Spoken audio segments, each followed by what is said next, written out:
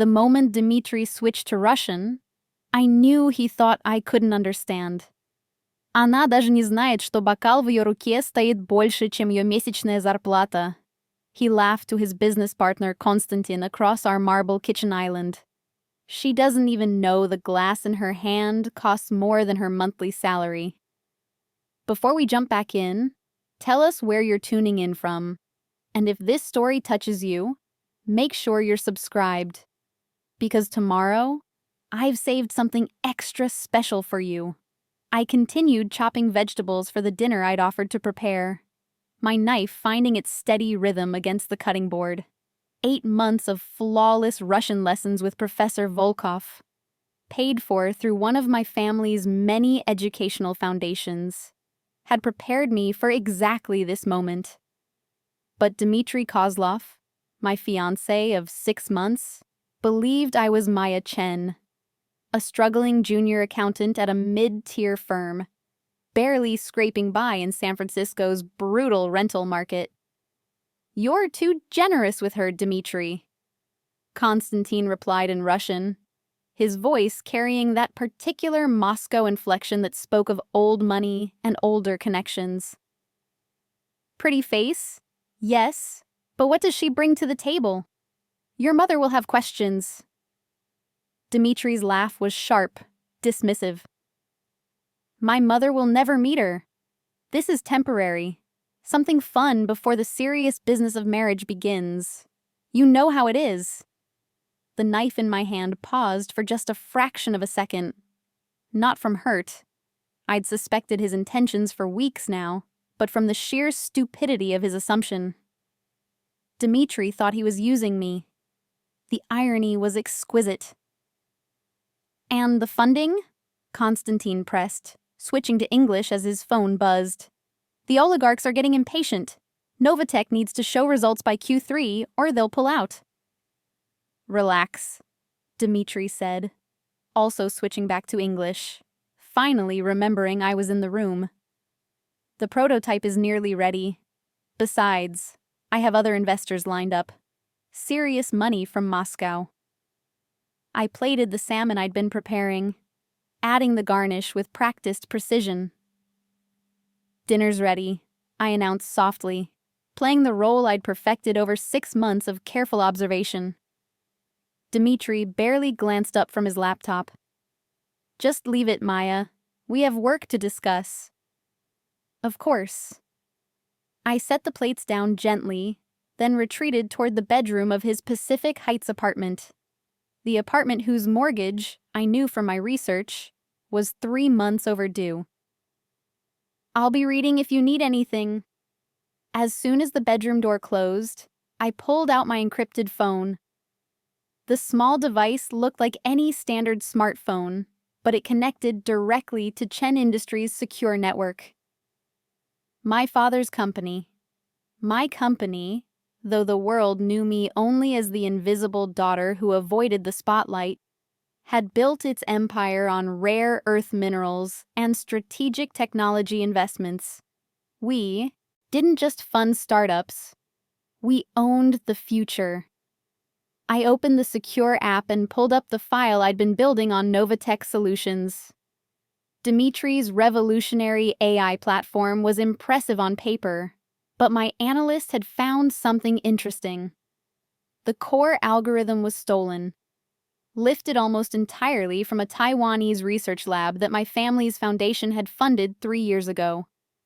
The researcher who developed it, Dr. Lin Wei, had died in what was ruled an accidental laboratory fire. Convenient. My fingers flew across the screen, pulling up another folder. The Russian oligarchs Konstantin had mentioned weren't just any investors. They were Dmitri Volkov and Alexei Petrov, 2 men with deep ties to Moscow's most dangerous circles. Men who'd been on my family's watch list for years due to their habit of stealing technology, eliminating the competition, and claiming innovations as their own. Men who had no idea that Chen Industries had been investigating them for the past 18 months. A text appeared on my screen from my head of security. Marcus. Target acquired location data. Volkov and Petrov meeting at Alexander's Steakhouse, 8 p.m. tomorrow. Confirm surveillance? I typed back. Confirmed. Full audio and video. I want everything. Another message followed, this one from my brother David, officially the CFO of Chen Industries, but really my partner in running the family empire. Board meeting moved to Thursday. Father wants updates on the tech acquisition strategy. He's asking about your sabbatical. I smiled at that. My father, Jonathan Chen, thought I was taking time off to find myself after my doctorate in computer science from MIT. He knew I'd been dating someone, even approved of my taking time to experience normal life before the weight of corporate responsibility crushed any chance at authentic relationships. What he didn't know was that I'd been investigating Novatech from the inside, building an airtight case that would not only bring down Dmitri Kozlov, but also give us leverage against the Russian network that had been stealing Western technology for years. Maya? Dmitri's voice called from the living room. Can you bring us some of that Japanese whiskey? The Yamazaki 18? The $300 bottle I'd brought as a housewarming gift when I'd first started staying over, carefully chosen from my family's collection. He'd been serving it to business associates ever since, never once acknowledging that I'd provided it. Coming, I called back, slipping my phone into my pocket. I found them in the living room, Dmitri's laptop open to a presentation that made my blood run cold. On the screen was the detailed schematic of Dr. Lin Wei's algorithm, the one that had died with him in that laboratory fire. But there was something else, something my analysts hadn't caught yet. A secondary application protocol that looked designed for financial manipulation. This wasn't just about AI. This was about creating a system that could predict and manipulate market movements. With the right data and the right connections, someone could use this to conduct insider trading on a scale that would make the 2008 financial crisis look like a minor correction. Your whiskey, gentlemen, I said, setting down 2 glasses with carefully measured pours. Konstantin's eyes tracked me with the kind of assessment that made my skin crawl. You know, Dmitri, your little friend is quite efficient, very accommodating. Maya knows her place, Dmitri said, not even looking up from his screen. Then, in Russian again. Она идеальная временная игрушка. Достаточно хороша для постели. Слишком простая для чего-то большего. She's the perfect temporary toy. Good enough for bed, too simple for anything more. I kept my face carefully blank, playing the role of the ignorant girlfriend who couldn't understand. But inside, I was calculating. Every insult, every dismissive comment was another nail in the coffin I was building. I should go, Konstantin said, checking his heavy gold watch. A Patek Philippe that my trained eye recognized as one of only 50 made. Tomorrow, 8 p.m. Come prepared with final numbers. Volkov doesn't like to be kept waiting. After Konstantin left, Dmitri finally closed his laptop and looked at me. Really looked at me for the first time that evening. You're upset. No, I'm fine, I lied, letting a slight tremor enter my voice. Just tired. Work was difficult today. His expression softened into what he probably thought was sympathy, but read more like condescension. Still having trouble with that senior accountant? What's his name, Richard? Robert, I corrected, referencing the fictional difficult boss I'd created for my cover story. He rejected my budget proposal again today, said my analysis was juvenile. Dmitri pulled me onto the couch beside him, his arm around my shoulders in a gesture that would have seemed protective if I didn't know better. You're trying too hard, Maya. Not everyone is cut out for high-level analytical work. Maybe you should consider something more suited to your strengths. Like what? I asked, knowing the answer but needing to hear him say it. I don't know. Event planning? Something creative and social? You're good with people, good at making things look nice. He gestured around his apartment at the small improvements I'd made.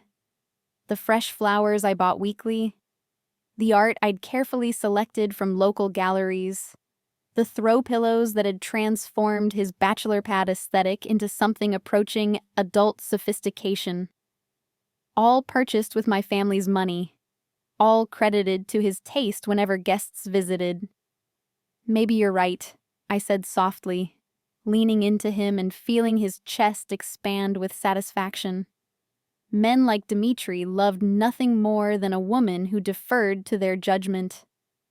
Of course I'm right, he said, kissing the top of my head. I want to take care of you, Maya. Once Novatech takes off, you won't have to work at all. You can focus on making a beautiful home for us. That sounds wonderful, I murmured, while my mind calculated exactly how many laws he'd broken in the past 6 months alone. Corporate espionage, theft of intellectual property, securities fraud, and possibly, if my suspicions about Dr. Lin Wei's death were correct, something much darker. My phone buzzed in my pocket.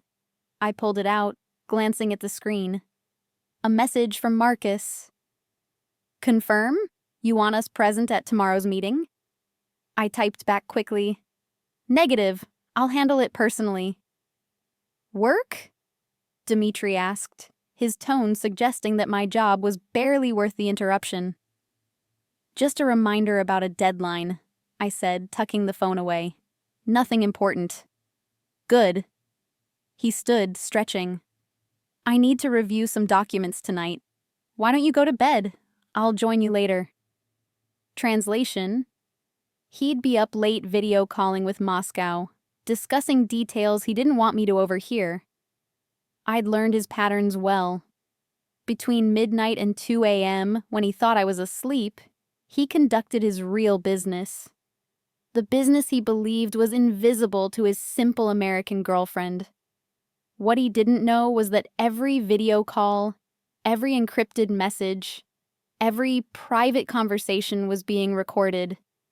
Not by me directly, that would be illegal, but by the security system he'd asked me to set up for him last month.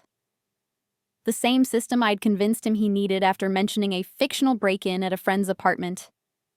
The system that, unbeknownst to him, was provided and monitored by Chen Industries' private security division. Good night, I said, kissing his cheek. Don't work too late. Preparing and narrating this story took us a lot of time, so if you are enjoying it, like this video, it means a lot to us. Now back to the story. In the bedroom, I waited 30 minutes before pulling out my laptop, an old MacBook that appeared to be on its last legs, but was actually custom-built with military-grade security and processing power. I connected to Chen Industries' secure server and opened the live feed from Dmitri's office. There he was, confident and comfortable, video calling with a man I recognized immediately from my research, Dmitri Volkov. Not just an oligarch, but according to Interpol's classified files, which Chen Industries had access to through our government contracts, a former FSB officer with a trail of bodies behind him. The girl is becoming a liability, Volkov said in Russian, his face filling the screen. He was older than I'd expected, maybe early 60s, with the kind of hard features that came from a lifetime of violence. She knows nothing, Dmitri insisted. She's harmless. There's no such thing as harmless, Volkov said coldly. Only useful or dangerous. Once the deal closes, you'll need to cut ties. Completely. Something in his tone made my blood freeze. Completely, in Volkov's world, didn't mean a breakup. It meant making someone disappear. "That's not necessary," Dmitri said, and for a moment I almost felt something like gratitude. Then he continued, "I'll just move back to Moscow after the IPO. She'll never find me. Americans are too trusting." "You're soft," Volkov said with disgust. "This is why you need us. You lack the stomach for what's required." He leaned closer to his camera. "The Chen Industries problem is escalating. Our sources say they're investigating the Lin incident." My heart stopped. They knew we were investigating. "What do they know?" Dmitri asked, suddenly alert. "Nothing concrete yet. But Jonathan Chen is persistent, like a dog with a bone. We may need to send a message. Something to make him understand that some bones are poisonous." "A message how?" Dmitri's voice had gone very quiet. Volkov smiled, and it was the smile of a predator. "Chen has a daughter. Only child. Stays out of the spotlight. Lives in San Francisco." He paused meaningfully. "She would be persuasive leverage." The room seemed to tilt around me. They were talking about kidnapping me, about using me against my father. The irony would have been funny if it weren't so terrifying. "That's extreme," Dmitri said, but he didn't sound horrified. He sounded calculating. "Extreme is necessary when dealing with billionaires," Volkov replied. "Besides, it would solve multiple problems. Chen backs off, we acquire his rare earth contracts, and you prove you have the necessary ruthlessness for our organization." "I'll think about it," Dmitri said finally. "Don't think too long. We move next week. The algorithm launch coordinates with the market manipulation. Everything must be perfect." Volkov's image froze, then disappeared as the call ended. I sat in the darkness, my laptop screen the only source of light, and forced myself to breathe slowly, methodically. The way my father had taught me when I was 12 and kids at school discovered who I really was. When the death threats started, when we had to hire private security, and I couldn't go anywhere without bodyguards. "Emotions are information," he'd said. "Fear tells you where the danger is. Anger shows you what matters. But neither should control your response. Calculate, plan, execute." I closed the laptop and lay in bed, staring at the ceiling, listening to Dmitri's voice continue in the other room as he made more calls. My mind raced through possibilities, scenarios, contingencies. They wanted to use Maya Chen against Jonathan Chen, not realizing Maya Chen and Maya Chen were the same person.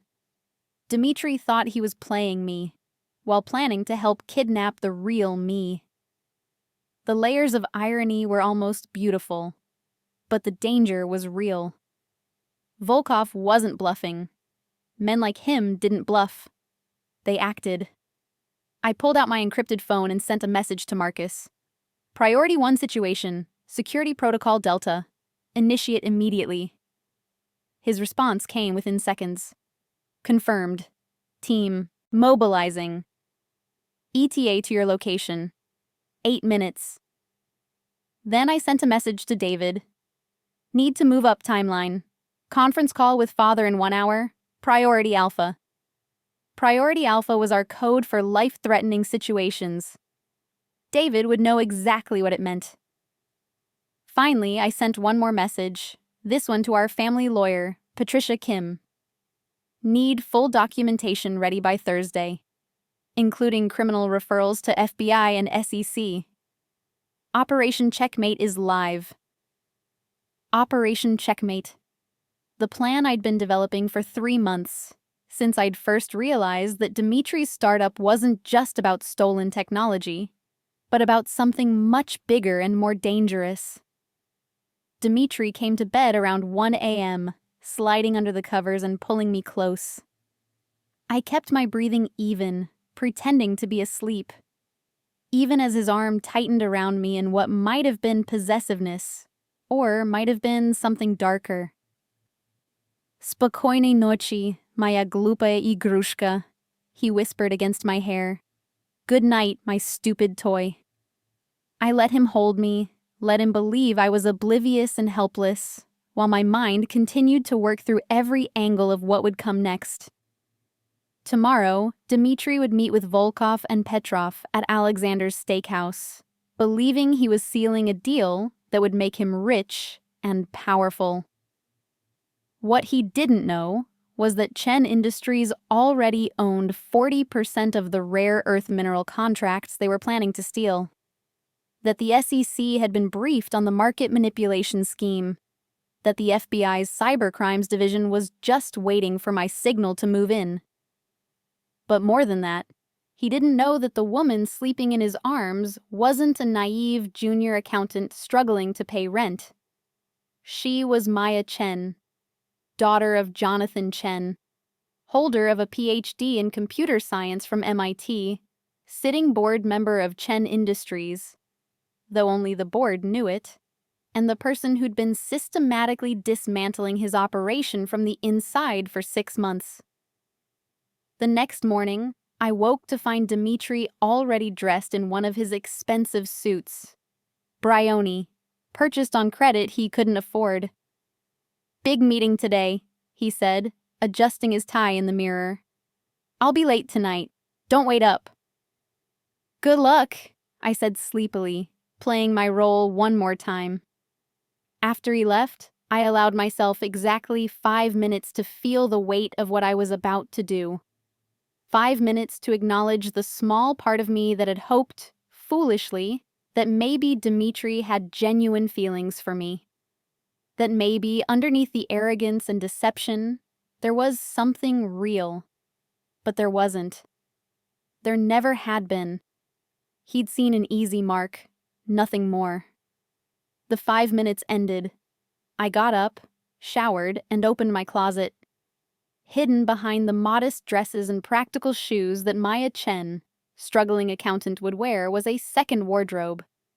Tom Ford suits, Hermes scarves, Louboutin heels, the armor of Maya Chen, corporate executive. I selected a black Armani suit with a silk blouse, the color of fresh blood. Statement pieces for a statement day. My phone rang. David's number. Morning, I answered. You're sure about this? My brother asked without preamble. Once you pull the trigger, there's no walking it back. I'm sure. Father wants to meet at the house. He's concerned. He should be. Volkov mentioned me specifically last night. They're planning something. David's sharp intake of breath told me everything I needed to know about how seriously he took the threat. When? They said next week, but I don't trust that timeline. We need to move now. Agreed. I'm sending a team to your location. Already done. Marcus has people here. I checked my watch. I need you to call a full board meeting for tomorrow morning. Emergency session. Maya, the board doesn't know you're... They're about to find out. It's time to stop hiding. A long pause. Then, Father won't like this. Father will understand that survival trumps secrecy. Tell him I'll explain everything tonight. I hung up and pulled out the burner phone I'd bought weeks ago for this specific purpose. One number was programmed into it. I dialed. Special Agent Rodriguez, a crisp voice answered. This is Maya Chen. I believe you've been waiting for my call. Another pause, this one pregnant with significance. Ms. Chen, we've been hoping you'd reach out. I have information about a scheme involving market manipulation, corporate espionage, theft of intellectual property, and possible murder. I also have evidence of Russian oligarchs operating illegally on U.S. soil. I'm listening. Not over the phone. I need a meeting. Today. And I need witness protection protocols initiated for myself and my family. That's That's a significant request. I'm providing evidence against Dmitri Volkov and Alexei Petrov. I believe that's significant enough. I could hear Rodriguez's breathing change. Those names meant something to him. Where and when? FBI San Francisco field office. 2 hours. I'll bring my attorney. We'll be ready. I hung up and immediately called Patricia Kim. She answered on the first ring. I saw the alpha code. Talk to me. I need you at FBI headquarters in 2 hours. We're doing this today. Jesus, Maya. Are you sure you're safe? I have Marcus's team outside. But Patricia, this is bigger than I thought. They're planning to kidnap me to get leverage over my father. What? They don't know Maya Chen the girlfriend and Maya Chen the heiress are the same person. It would be funny if they weren't planning to make me disappear. I'm on my way. Don't leave that apartment until I get there. Already dressed and ready. I looked at myself in the mirror one last time. The woman looking back wasn't the soft, struggling accountant Dmitri thought he knew. She was armored. Ready. Dangerous. My encrypted phone buzzed. A message from Marcus. Team in position. Ready when you are. I picked up my briefcase, the one containing 6 months of documented evidence, financial records, video recordings, and enough proof to bury Dmitry Kozlov and his Russian partners for decades. Then I walked out of the apartment, leaving behind the keys on the counter with a note in Russian. Я всё понимала. Каждое слово. Увидимся в суде, Dmitri. I understood everything. Every word. See you in court, Dmitri. The elevator descended smoothly toward the lobby. Through the glass walls, I could see San Francisco spreading out below, the morning sun glinting off the bay. It was going to be a beautiful day. A beautiful day to burn an empire to the ground. Marcus met me in the lobby, his team surrounding me in a loose formation that looked casual, but was precisely choreographed. Vehicles ready, Ms. Chen. Thank you, Marcus. Is the route secure? 3 alternates planned. We're monitoring police bands and traffic. If there's any sign of trouble, we abort and go to the safe house. Good. I slid into the back of the armored SUV, Patricia already waiting inside with her briefcase open, papers spread across her lap. I've got preliminary documentation ready for the FBI, she said, not looking up. But Maya, you need to understand what you're walking into. Once you go on record with the Bureau, your life changes. No more anonymity. No more quiet life. I know. Do you? She finally looked at me, her expression fierce. You'll be testifying against men who kill people for less than what you're about to do. You'll need permanent security. Every relationship will be scrutinized. Every decision questioned. Your father built Chen Industries from nothing specifically so you could have a normal life, and you're about to throw that away. To save lives, I said quietly. Including my own. Including his. Volkov won't stop with me, Patricia. You know that. Once they have what they want from Novatech, they'll move on to other targets, other companies, other people. She studied me for a long moment, then nodded. Your father is going to be so proud of you. And so furious.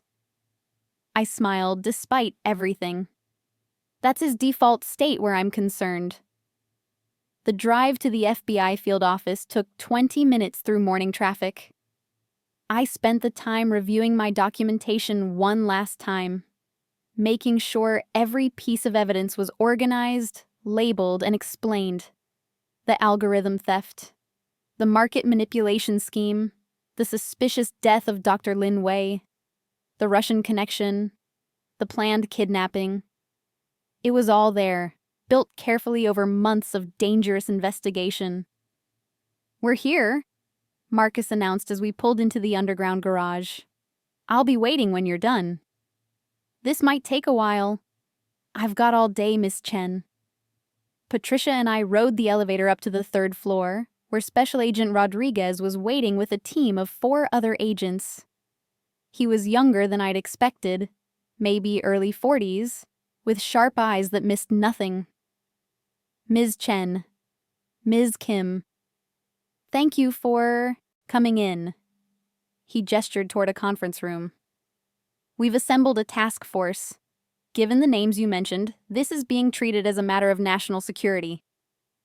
National security. The weight of those words settled over me as we entered the conference room. 6 people sat around the table. FBI, SEC, and someone I recognized from the Department of Justice. This was real. This was happening. Ms. Chen, Rodriguez began once we were seated. Before we start, I need to confirm. You're here voluntarily. You understand you're not under arrest or investigation, and you're prepared to provide testimony regarding criminal activities you've witnessed or have knowledge of. Yes to all 3.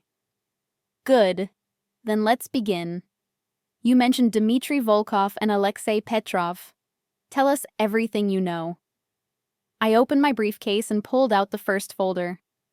6 months ago, I became romantically involved with Dmitri Kozlov, founder and CEO of Novatech Solutions.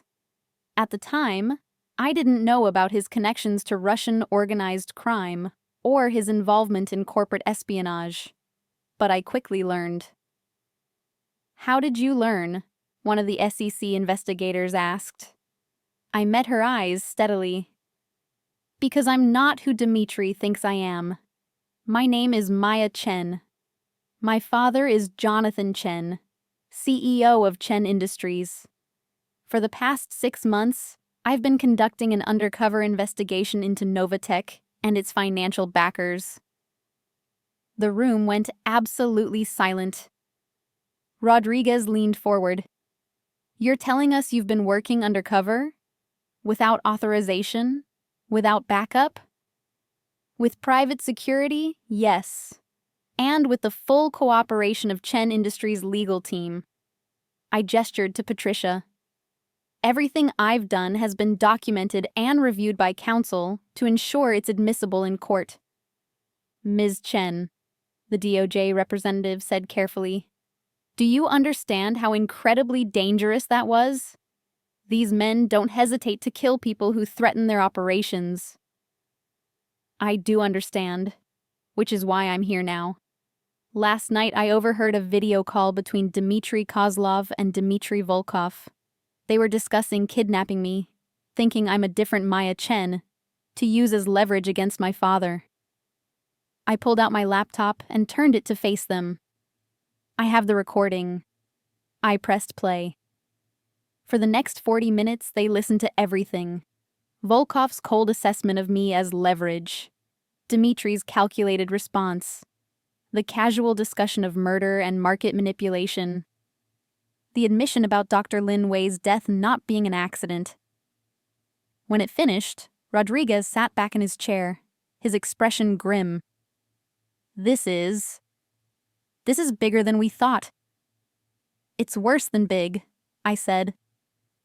They're planning to launch the stolen algorithm next week. Once it's operational, they'll be able to manipulate global markets in real time. The 2008 financial crisis will look like a minor correction compared to what they could do.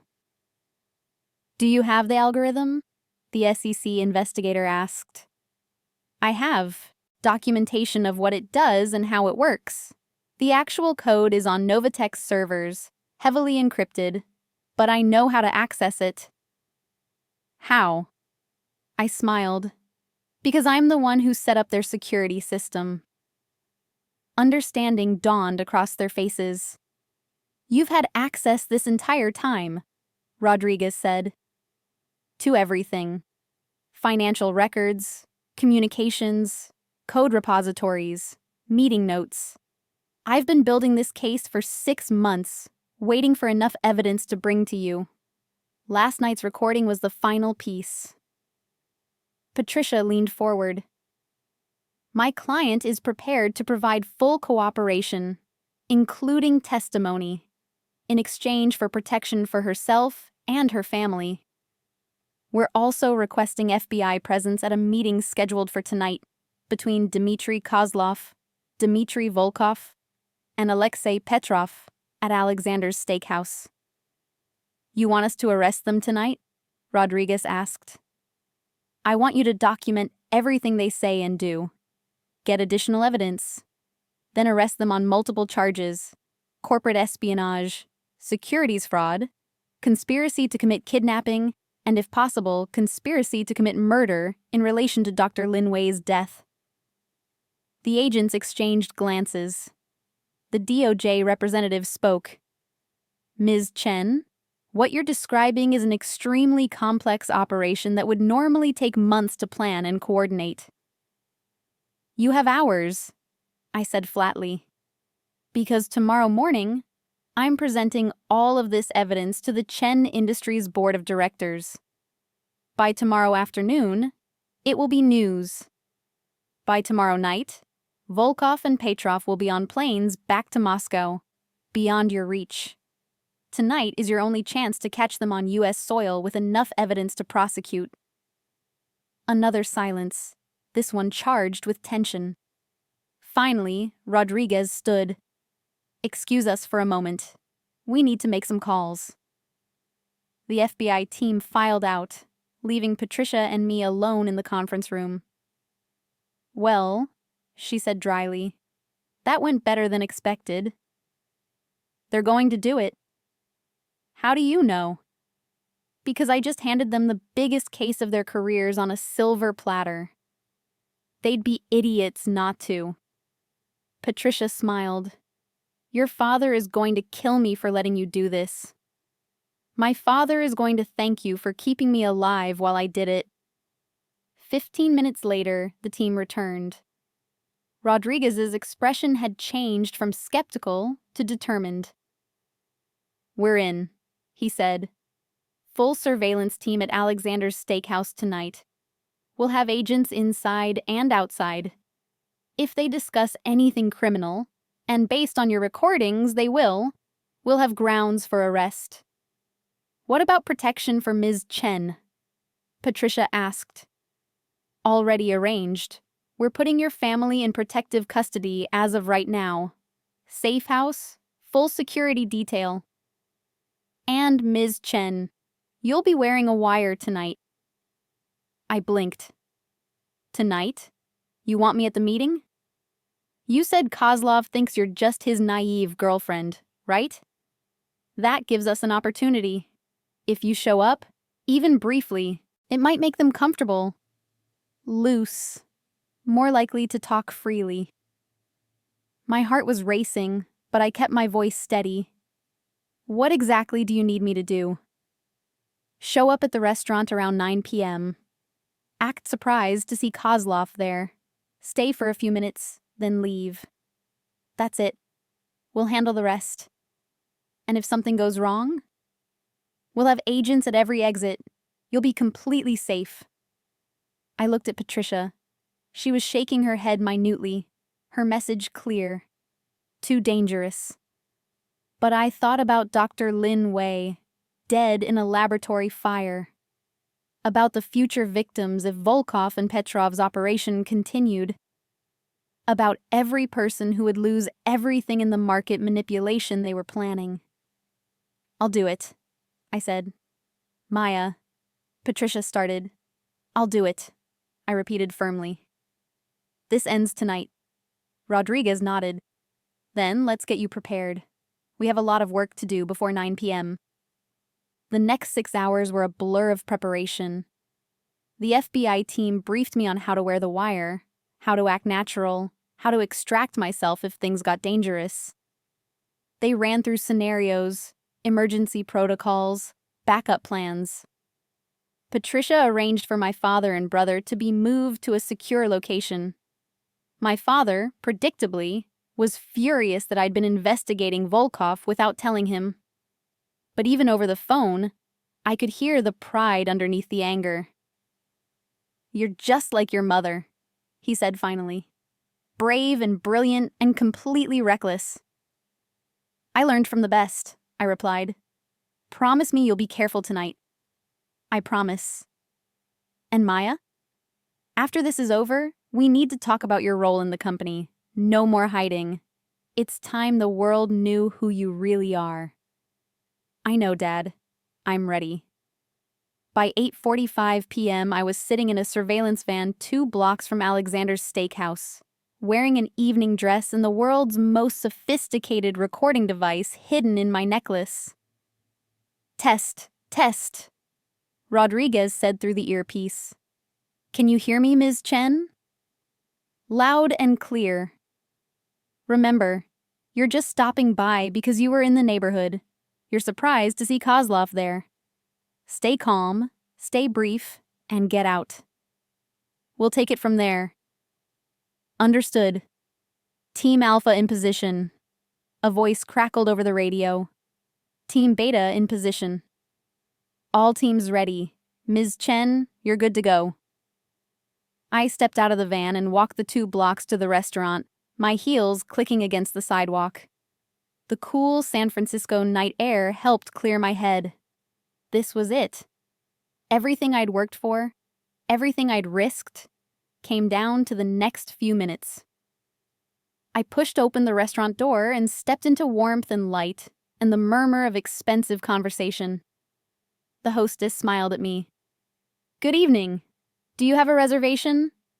No, I'm just looking for someone. I think my fiancé might be here.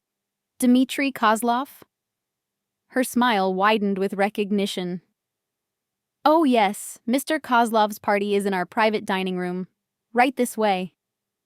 My heart hammered as I followed, her through the main dining room toward the back.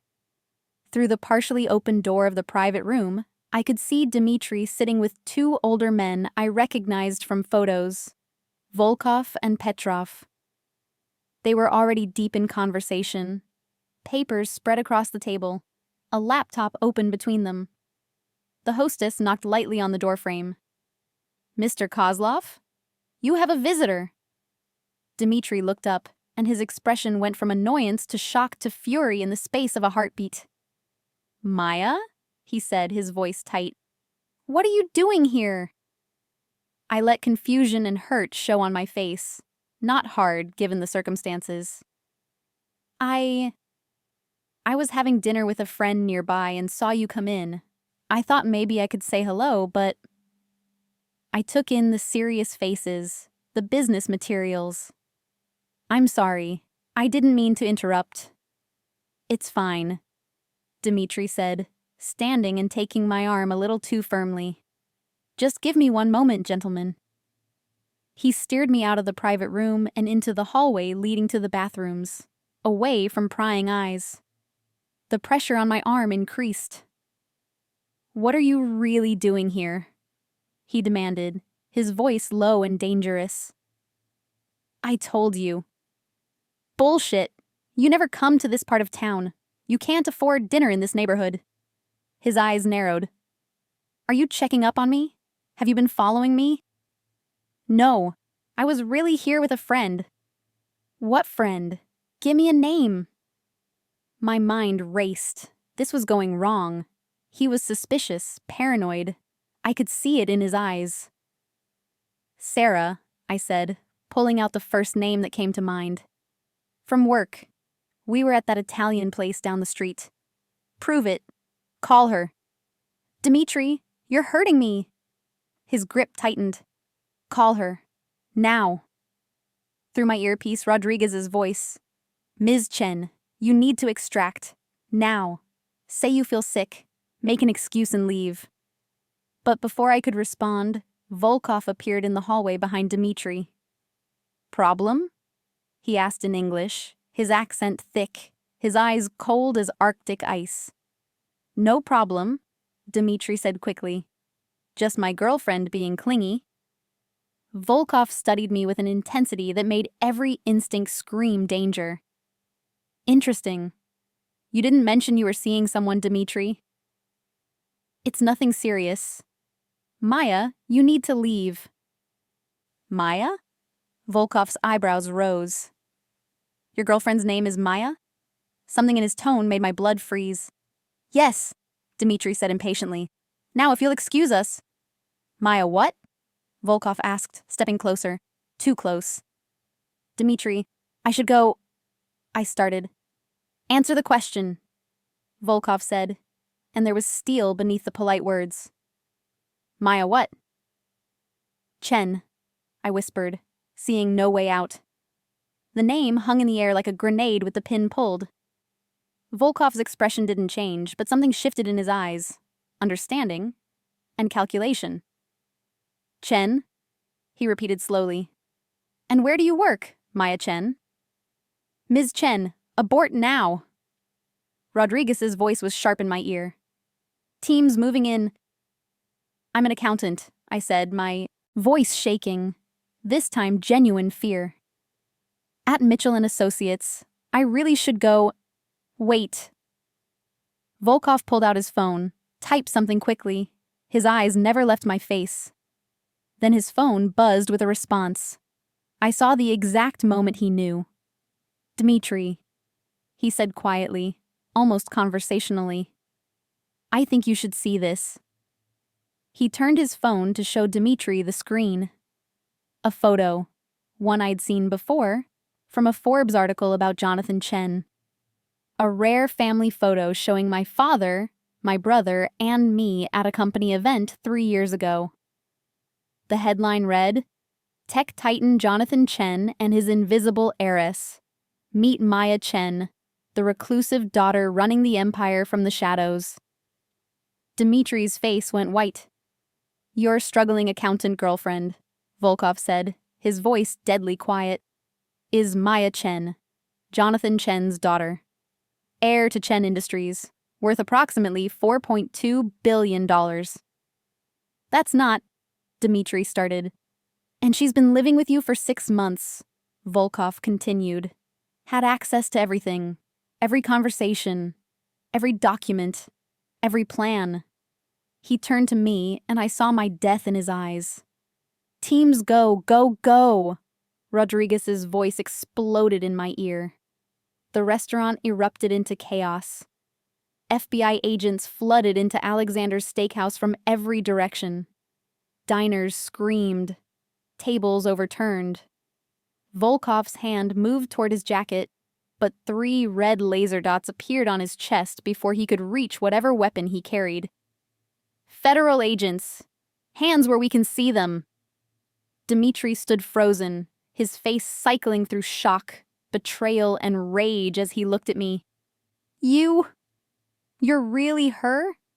This whole time? I stepped back as agents swarmed between us. Every single moment, Dmitri. Every insult in Russian. Every dismissive comment. Every plan you made. I heard it all. I recorded it all. You bitch! He lunged toward me, but 2 agents tackled him to the ground, wrenching his arms behind his back. Volkov, even with guns trained on him, remained eerily calm. Clever girl, he said in perfect English, his accent less pronounced now. Your father taught you well, but you've made a very dangerous enemy tonight. Dmitri Volkov, Rodriguez announced, striding forward with handcuffs. You're under arrest for conspiracy to commit kidnapping, corporate espionage, securities fraud, and conspiracy to commit murder. You have the right to remain silent.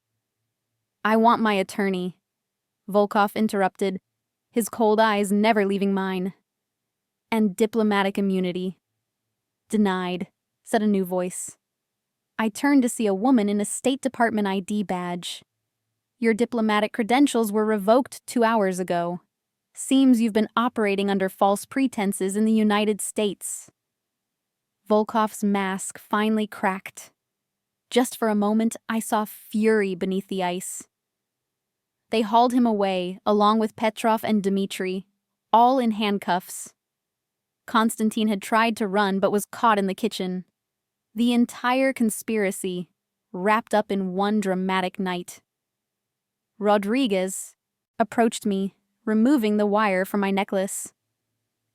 Ms. Chen, that was incredibly brave and incredibly stupid.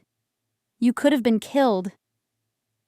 But I wasn't, I said, my hands finally starting to shake now that the adrenaline was fading. Did you get everything you need? More than enough. The conversation at their table alone gives us grounds for a dozen charges. Combined with your evidence, he shook his head in admiration. This is going to be the biggest takedown of a foreign intelligence operation in decades. Patricia appeared at my side, pulling me into a fierce hug. Don't you ever do anything like that again. I won't have to, I said quietly. It's over. But even as I said it, I knew that wasn't quite true. The arrests were just the beginning. The next morning, I stood before the Chen Industries Board of Directors in our downtown San Francisco headquarters. 12 faces stared back at me, some curious, some concerned, all of them powerful players in the tech industry. My father sat at the head of the table, his expression unreadable. David stood beside the presentation screen, ready to support me through what would be the most important presentation of my life. Good morning, I began, my voice steady. For those of you who only know me as Jonathan Chen's daughter, who occasionally attends holiday parties, allow me to properly introduce myself. My name is Dr. Maya Chen. I hold a PhD in computer science from MIT, specializing in artificial intelligence and cybersecurity. For the past 3 years, I've been serving as a silent board member under the designation Independent Director A. Murmurs rippled through the room.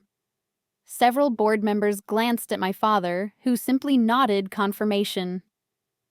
Last night, I continued, the FBI arrested 4 individuals connected to a sophisticated operation to steal proprietary technology, manipulate global markets, and ultimately threaten this company and this family. I know this because for the past 6 months, I've been conducting an undercover investigation from the inside of their organization. I clicked the remote. The screen behind me filled with photos.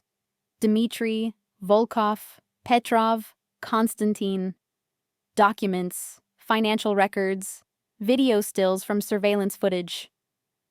Novatech Solutions, funded by Russian oligarchs with ties to organized crime and foreign intelligence, stole an algorithm developed by Dr. Lin Wei, a researcher our foundation funded.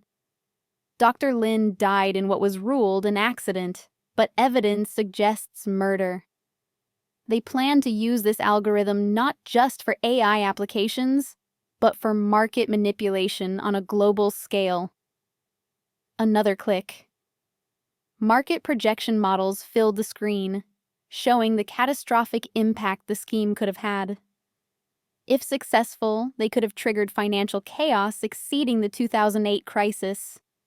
Trillions in losses, millions of jobs destroyed, and Chen Industries would have been blamed, as they were positioning themselves to frame us for the market collapse. My God, breathed Margaret Torres, our head of international operations. How did you discover all this? By becoming engaged to Novatech's founder, Dmitri Kozlov, and making him believe I was a struggling accountant with no connections or resources. I met their eyes one by one. I let him think I was nobody, and in doing so, I witnessed everything. The legal exposure, started our general counsel, Richard Park, has been handled, Patricia interjected, stepping forward. Every action Ms. Chen took was documented and reviewed in real time by legal counsel. All evidence was gathered in compliance with federal law and is admissible in court. The FBI, SEC, and Department of Justice have all confirmed the validity of our case. My father finally spoke.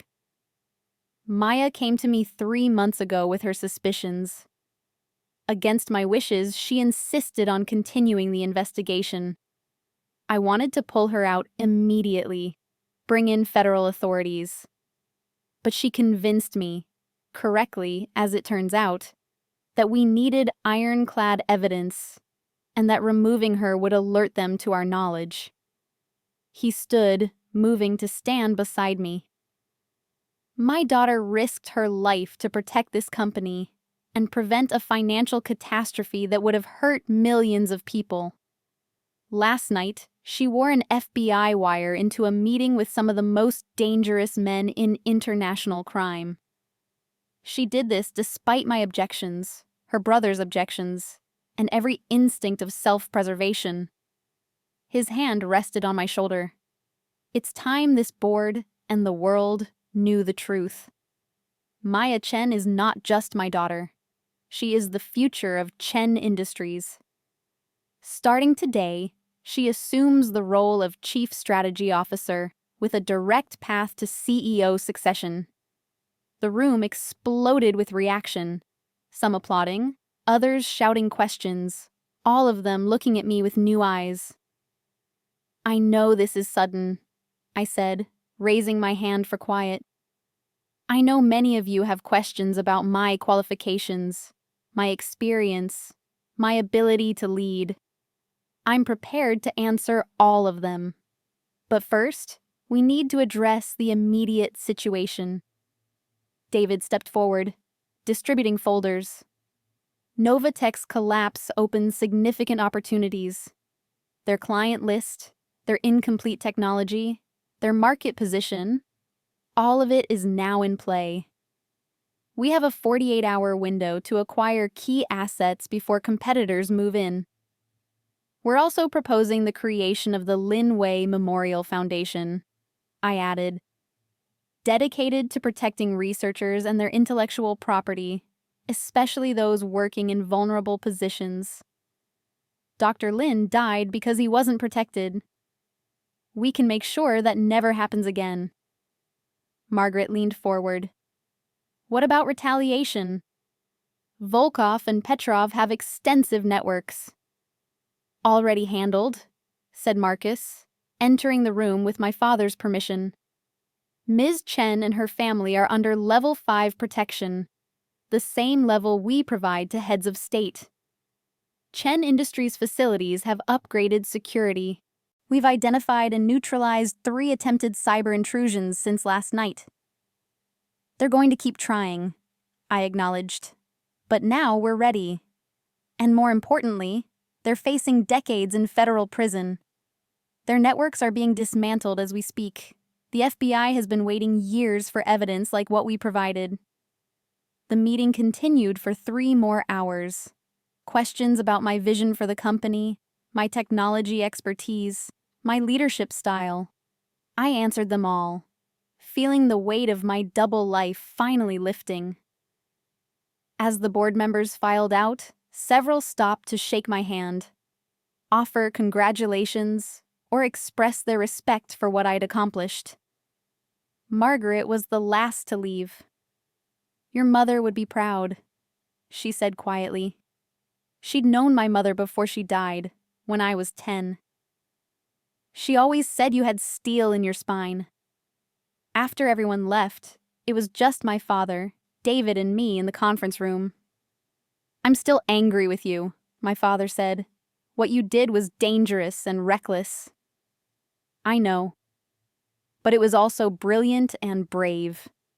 He pulled me into a hug. Don't ever scare me like that again. I'll try, I promised, though we both knew that in our world, danger was never far away. David joined the hug, wrapping his arms around both of us. So, Chief Strategy Officer, does this mean you're finally going to move into an actual office instead of working from coffee shops? I laughed, the sound surprising me. When was the last time I'd laughed genuinely? I suppose I'll have to. 3 months later, I sat in my corner office on the 42nd floor of Chen Industries headquarters, reviewing acquisition proposals when my assistant buzzed me. Ms. Chen, you have a visitor. She says her name is Dr. Sarah Lin. My heart skipped. Send her in immediately. The woman who entered was in her mid-30s, with tired eyes and a cautious expression. She carried a worn leather briefcase. Ms. Chen, she said. Thank you for seeing me. I'm Lin Wei's sister. I stood, gesturing to the seating area by the window. Please, sit. Can I get you anything? Coffee? Tea? No, thank you. She sat, clutching her briefcase. I've wanted to meet you for weeks, but I wasn't sure. I didn't know if you'd want to see me. Why wouldn't I? Because my brother's work caused you so much trouble. Put you in danger. I shook my head firmly. Your brother's work was brilliant. What happened to him was murder, and the people responsible are in prison because of the evidence we gathered. You have nothing to apologize for. Her eyes filled with tears. The police told me it was an accident. For 2 years, I thought he died because of his own carelessness. But when I read about the arrests, about what those men did, she opened her briefcase with shaking hands. I found these in Wei's storage unit. His backup research, notes, everything. I thought you should have them. She pulled out 3 thick journals, their pages covered in dents, handwriting and equations.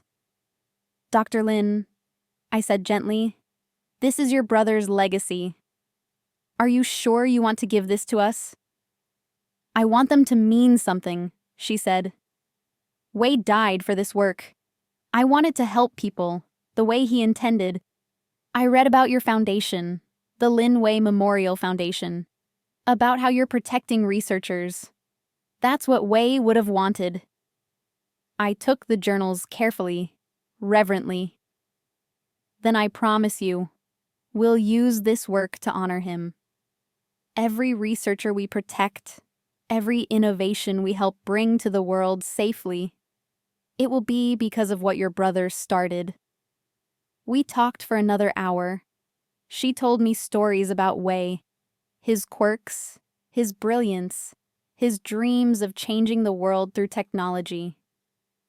By the time she left, we'd agreed that she would join the Foundation's board, helping guide its mission to protect vulnerable researchers. After she left, I sat holding Wei's journals, feeling the weight of responsibility they represented. His death had set everything in motion: my investigation, the arrests, the transformation of my role in the company.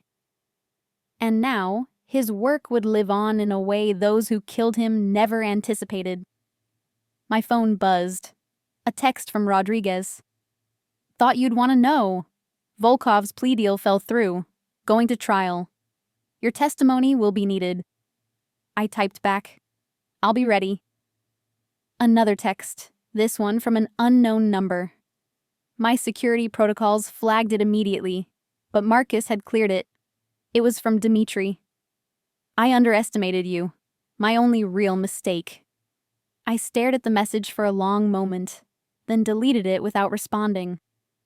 Dmitri was facing 40 years in federal prison. His startup was dissolved, his reputation destroyed, his future obliterated. Anything I could say to him now would be meaningless. He thought his only mistake was underestimating me. But his real mistake was thinking people were tools to be used and discarded. That brilliance existed only in men. That power came from domination rather than integrity. My phone rang again. This time, it was David. You watching the news?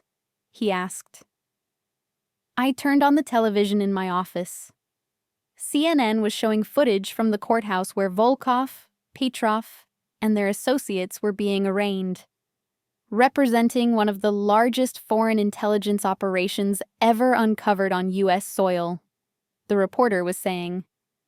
The case was broken open by Maya Chen, daughter of tech billionaire Jonathan Chen, and newly appointed Chief Strategy Officer of Chen Industries. Ms. Chen conducted a 6-month undercover investigation.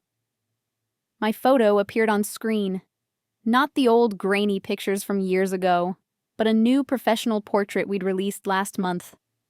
I was smiling, confident, powerful. How does it feel? David asked. Seeing yourself on TV? Strange, I admitted. But also, right. I spent so long hiding David, pretending to be smaller, quieter, less than I was. I'm tired of hiding. Good.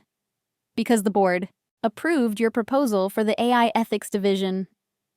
Congratulations, Maya. Your first major initiative as CSO. After I hung up, I stood at the window, looking out over San Francisco.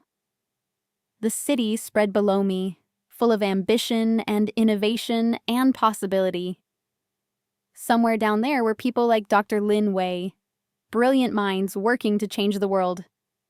People who deserved protection, support, recognition. And now I had the power to provide it. My intercom buzzed again. Ms. Chen, your 4 o'clock is here. The venture capital team from Singapore. Send them in. As I turned from the window, I caught my reflection in the glass. The woman looking back wasn't the struggling accountant Dmitri had known, or the invisible heiress who'd hidden in her father's shadow. She was Maya Chen, Chief Strategy Officer, survivor, fighter. Someone who'd taken pain and betrayal and transformed it into purpose. The door opened and I greeted the Singapore team with a confident smile, ready to discuss the future we were building together. 6 months after that, I stood at a podium at the inaugural Lin Wei Memorial Foundation Gala. 500 people filled the ballroom, researchers, tech leaders, government officials, and advocates for innovation protection. Dr. Lin Wei believed technology should serve humanity, I said into the microphone. He believed that brilliant minds, regardless of their institutional backing or financial resources, deserved protection and support. He died because he wasn't protected. We're here tonight to ensure no one else shares his fate. Applause filled the room. In the front row, Dr. Sarah Lin was crying, but smiling. This year, the foundation has protected 43 researchers across 12 countries. We've funded security protocols, provided legal support, and created safe channels for innovation that can't be stolen or exploited. We've partnered with universities, corporations, and governments to establish international standards for IP protection. I paused, looking out at the faces watching me. Some I recognized, board members, colleagues, friends. Others were strangers who'd come because they believed in the mission. But we're just beginning. Technology evolves faster than our ability to protect those who create it. So tonight, I'm announcing an expansion of our mission. The foundation will now include a rapid response team for researchers who face immediate threats, a legal defense fund for those fighting IP theft, and a scholarship program for students from underrepresented communities who want to pursue careers in technology and innovation. More applause, louder this time. None of this would be possible without the courage of people who stand up to power, who refuse to let injustice go unchallenged, who believe that one person can make a difference. I thought of that night 6 months ago, walking into Alexander's steakhouse with an FBI wire. Because one person can. Dr. Lin Wei proved it with his work, and we prove it every day by continuing his legacy. As I stepped away from the podium, the applause was thunderous. Patricia met me backstage, beaming.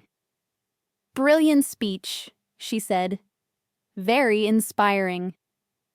"Thank you for everything you did," I told her. "I couldn't have survived any of this without you." "That's what lawyers are for." "Well, that and keeping you from doing anything else monumentally dangerous." She smiled. "Though I have a feeling you're just getting started." She wasn't wrong. Over the next year, Chen Industries flourished under new leadership strategies that I helped architect. We acquired 3 promising startups, established partnerships across Asia and Europe, and pioneered new standards for ethical AI development. The trial of Volkov, Petrov, and Dmitri became a media sensation. I testified for 2 days, calmly recounting everything I'd witnessed and recorded. Defense attorneys tried to discredit me, suggesting I'd manipulated or entrapped their clients. "Did you deceive Dmitri Kozlov about your identity?" one lawyer asked aggressively. "Yes," I said simply. "So you admit you're a liar?" "I admit I protected myself by not revealing my full identity to someone who, as it turned out, was planning to help kidnap me for ransom." "That's not deception. That's survival." The courtroom erupted. The judge gavelled for order. "Let me be clear," I continued, looking directly at the jury. "I went into that relationship honestly looking for connection. When I discovered evidence of crimes, I had a choice: walk away and let them continue hurting people, or gather evidence and stop them. I chose to stop them. I'd make the same choice again." The jury deliberated for 4 hours, guilty on all counts. Volkov got 45 years. Petrov got 38. Dmitri got 25.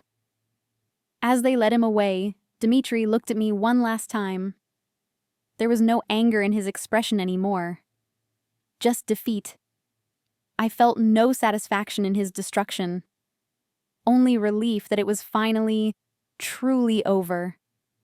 2 years after the night that changed everything, I sat in my office reviewing applications for the Foundation's scholarship program when my father knocked on my open door. "Busy?" he asked. "Never too busy for you. Come in." He settled into the chair across from my desk, looking older than I remembered but still sharp, still formidable. "The board met this morning," he said. "We voted unanimously." My heart began to race. "Voted on what?" "My retirement, effective in 6 months." He smiled at my expression. "Don't look so shocked. I'm 72 years old, Maya. It's time." "Dad, and we voted unanimously on my successor." He leaned forward. "CEO Maya Chen has a nice ring to it, don't you think?" I couldn't speak. This was everything I'd worked toward, everything I'd dreamed of. But now that it was real, I felt the weight of it settling on my shoulders. "Are you sure?" I finally managed. "I've never been more sure of anything. You've proven yourself 10 times over. The company needs your vision, your courage, your integrity. The world needs it." He stood, pulling me into a hug. "Your mother and I always knew you'd be extraordinary. I'm just sorry she's not here to see it." "She is," I whispered. "She's always here." That night, standing on the balcony of my San Francisco apartment, my real apartment, not Dmitri's, which I'd never returned to, I looked out at the city lights and thought about the journey that had brought me here. I'd been underestimated, dismissed, mocked in a language my tormentor thought I couldn't understand. I'd been engaged to a man who saw me as a temporary amusement, a pretty distraction before his real life began. I'd been targeted for kidnapping by men who thought I was vulnerable and alone. They'd all been wrong. I wasn't vulnerable. I was strategic. I wasn't alone. I had family, colleagues, and a growing network of allies who believed in the same principles I did. And I wasn't anyone's toy, temporary or otherwise.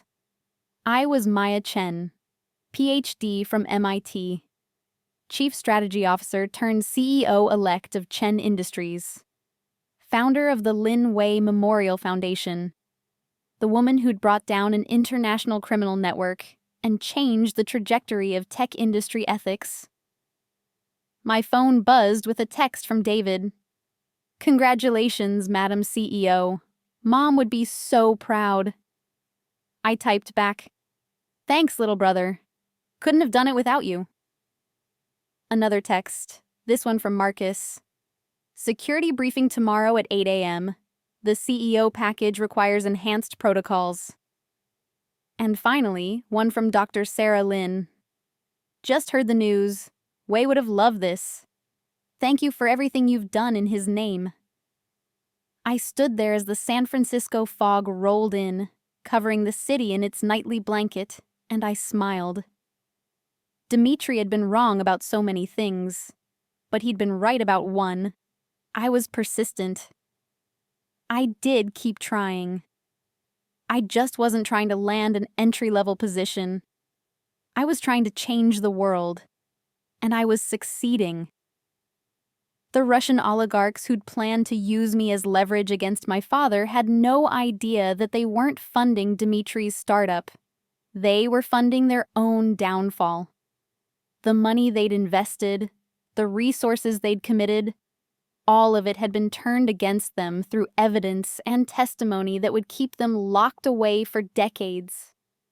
And the algorithm they'd stolen, we'd recovered it, improved it, and we're now using it not for market manipulation, but for predictive modeling to prevent financial crises before they started. Dr. Lin Wei's work was finally serving humanity the way he'd always intended. I'd turn their weapons into tools for good. As I headed inside to prepare for tomorrow's meetings, there would be many now as word of my promotion spread. I thought about that night in Dmitri's apartment, chopping vegetables while he mocked me in Russian. If I could go back and tell that version of myself what was coming, the danger, the fear, the triumph, would I? Yes. 1,000 times, yes. Because that journey, as terrifying as it was, had transformed me from the invisible heiress into the leader I was always meant to be. And tomorrow, I would begin writing the next chapter. Not as someone's girlfriend, or someone's underestimated opponent, or someone's potential victim, but as myself. Completely, powerfully, unapologetically myself. The game was over. And I had won. The end. Up next, you've got 2 more standout stories right on your screen. If this one hit the mark, you won't want to pass these up. Just click and check them out. And don't forget to like, subscribe, and turn on the notification bell so you don't miss any upload from us.